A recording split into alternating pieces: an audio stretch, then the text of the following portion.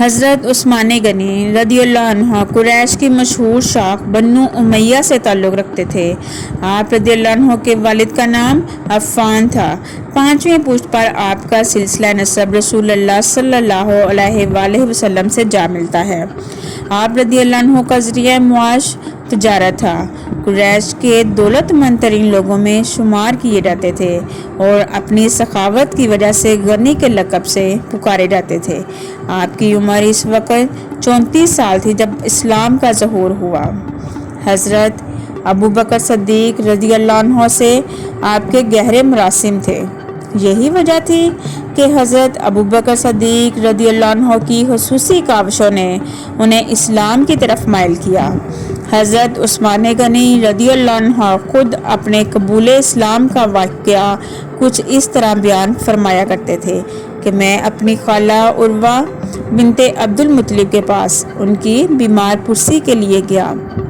ابھی میں ان کے پاس موجود ہی تھا کہ رسول اللہ صلی اللہ علیہ وآلہ وسلم تشریف لے آئے۔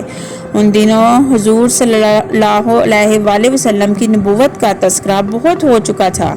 میں آپ صلی اللہ علیہ وآلہ وسلم کو غور سے دیکھنے لگا۔ آپ صلی اللہ علیہ وآلہ وسلم نے میری طرف متوجہ ہو کر فرمایا، اے عثمان، کیا بات ہے؟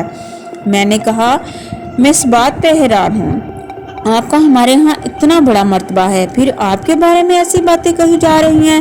اس کے بعد حضور صلی اللہ علیہ وآلہ وسلم نے فرمایا، لا الہ الا اللہ، اللہ کے سوا کوئی معبود نہیں۔ اللہ گواہ ہیں کہ میں یہ سن کر کانپ گیا۔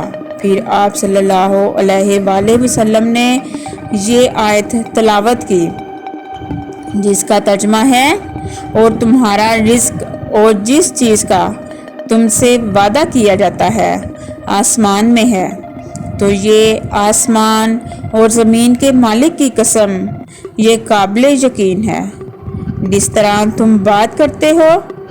پھر حضور صلی اللہ علیہ وآلہ وسلم کھڑے ہوئے باہر تشریف لے گئے۔ میں بھی آپ صلی اللہ علیہ وآلہ وسلم کے پیچھے چل دیا اور آپ صلی اللہ علیہ وسلم کی خدمت میں حاضر ہو کر دست نبوت پر اسلام قبول کر لیا۔